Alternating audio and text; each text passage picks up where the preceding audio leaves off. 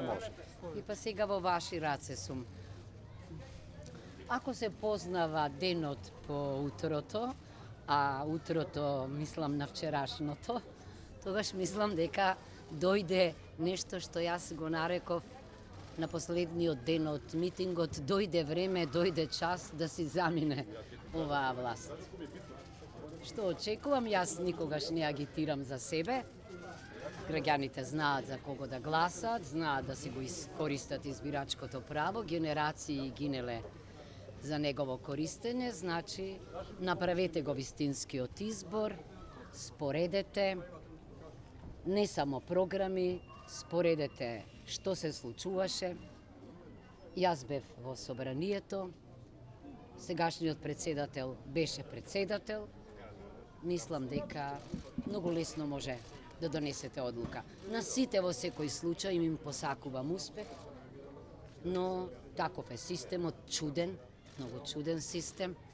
И вчера во разговорот со наблюдувачката мисија заклучивме дека сме ретка земја во која во вториот круг има изборен праг од дури 40% во еден парламентарен систем. Ако споредите со Франција, сосема различно, имаше страшни последици едно време во Србија со ваквите изборни прагови.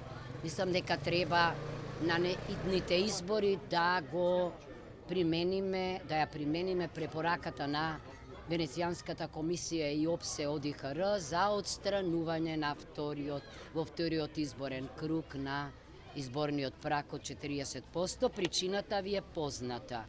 Тоа е праг што бара не само преговори, разговори, туку овозможува уцени и пазар. Јас сум против пазарна политика и ако победам, а мислам дека сигурно ќе влезам, еве малку, ајде јас да бидам себична, бидејќи сите досега велеа дека ќе влезат во вториот изборен круг и ќе победат, еве јас велам дека она што го видов од вчерашните резултати е еден добар граѓански показател. Госпоđo Dalkova, kakav je vaš stav oko Open Balkana? Neke vaše kolege koji su vam protiv kandidati žele da ga zatvore. Јас не ги менувам ставовите.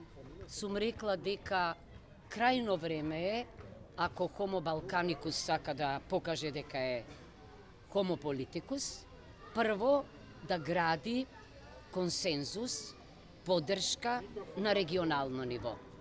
Да не ни се случува нам она што е непознато, секаде соседите ги поддржуваат кандидатите, кај нас то посегаат по вето. Значи, јас тврдам дека тоа што нам ни се случува, никогаш не треба да го направиме на нашите соседи, напротив, треба да ги поддржуваме и во таа смисла јас поддржувам било каква соработка. Но кога е во прашање Отворен Балкан, јас уште тогаш имав дилеми, велам, дали е тоа сега некоја друга концепција, бидејќи нели веќе имаше започнат Берлински процес или не. Чудни феномени се случуваат на Балканот. Оние кои беа најгласни за Отворен Балкан, сега велат дека ќе излезат од Отворен Балкан, а ним им се придружуваат и други.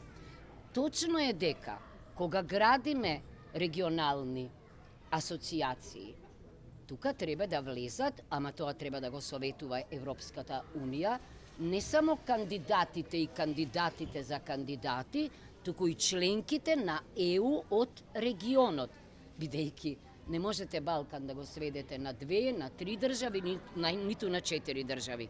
Мислам дека тој член 8, кој што постои во Лисабонскиот договор, а кој вели дека ЕУ ќе стимулира договори со кандидатите, со соседите врз реципрочна основа, треба да се брани и мораме да внимаваме на моментот.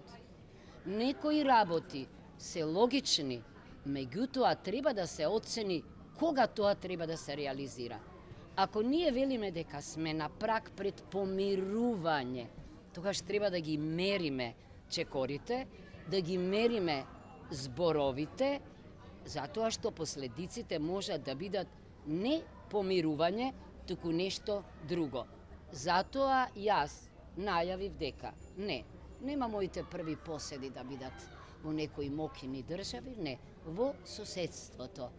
Јас сакам да предложам на вистина тоа што е Западен Балкан, иначе измислена геополитичка синтагма, да прашам што значи Западен Балкан, не знам јас.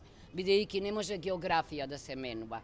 Велеа дека Западен Балкан е бившите југословенски држави, без Словенија, плюс Албанија, па потоа замислете и без Хрватска, па плюс Албанија, сега и Косово, тоа зборува само дека се работи за геополитика или земји кои што се на маргините или на периферијата на периферијата и за кои понекогаш се предлагаат некои чудни под наводници оригинални решенија, а од друга страна ве викаат во стандардно друштво. Значи, мојата последна реченица е: треба да сториме се, ние, кои останавме на тој Западен Балкан, да се помириме, да се поддржуваме, да изградиме заедничка стратегија, оти така поддржувајќи еден друг, нема да оставаме простор за чудни преседани. Постојано тоа го кажувам. Не заборавајте, овој преседан со Македонија ќе роди нов преседан, тој нов. И тогаш вие, кога не сте стандардни, јас велам дури и досадни држави, не може да влезете во тоа друштво тамо. Значи, владење на право, копенхагеншки критериуми, надвор од рамките, идентитетски и културни прашања. Тоа го забрануваат и клучните акти на Европската Унија. Во спротивно, ние повторно ќе бидеме екзотични земји кои ќе чекаат, се плашам да не го чекаат Годо. Hvala vam. Молам. Srećno. Ви благодарам. И јас ви посакувам на сите новинари од